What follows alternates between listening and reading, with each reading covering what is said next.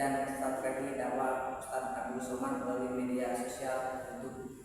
Baiklah, sebelumnya kami perkenalkan diri, nama saya Asrul Satriadi sebagai moderator, dan sebelah kanan saya pemateri Erik Yanda, dan sebelah kiri saya Anadia sebagai pembaca kesimpulan.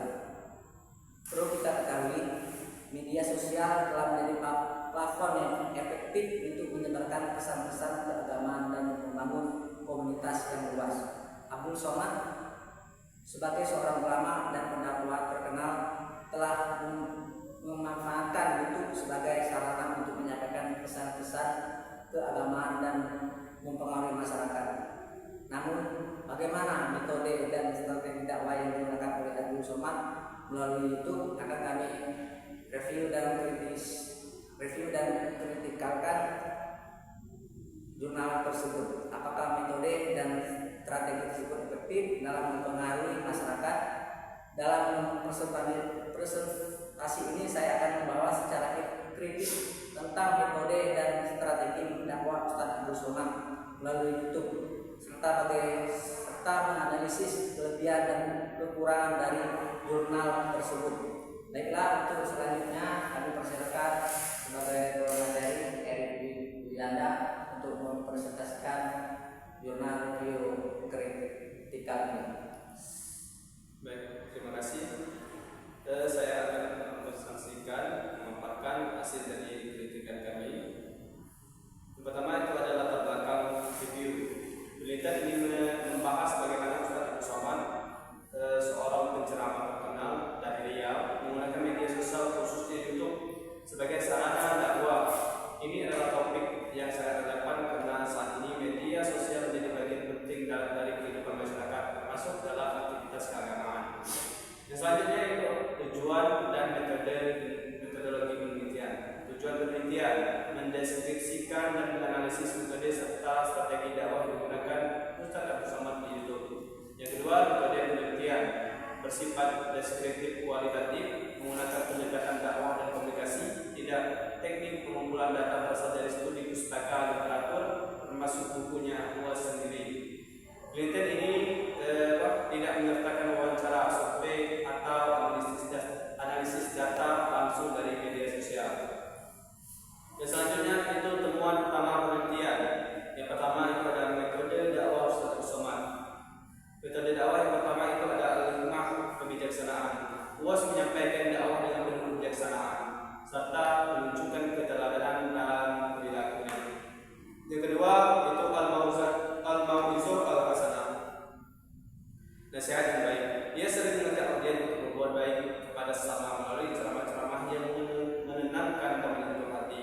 Yang ketiga itu ada al-mujadalah billati hiya ahsan, diskusi yang baik. Yang keempat, dalam sesi tanya jawab, UAS menyampaikan jawaban dengan dalil dari hadis dan fikih serta menjelaskan sanad dan konteks hadis tersebut. Yang selanjutnya itu strategi dakwah di media sosial. Yang pertama itu menggunakan strategi rasional, manhaj aqli, penjelasan agama disampaikan dengan cara logika dan argumentasi yang dapat diterima oleh akal. Yang kedua, platform yang digunakan YouTube, Instagram, dan Facebook. Yang ketiga yaitu konten yang disesuaikan dengan kebutuhan masyarakat dan fenomena sosial yang terjadi sekarang. Yang keempat itu kekuatan penelitian. Yang pertama relevansi tinggi, topik sangat sesuai dengan perkembangan dakwah digital saat ini. Yang kedua, figur sentral yang populer. UAS adalah sosok yang sangat dikenal publik sehingga menarik untuk dianalisis. Yang ketiga, kerangka metode dakwah klasik. Peneliti berhasil mengkaitkan metode dakwah UAS dengan teori dakwah Islam klasik. Yang selanjutnya itu kelemahan penelitian. Penulis banyak sekali salah mengetik, misalnya tulisan Ustadz itu berulang kali di dalam berulang kali salah tulis.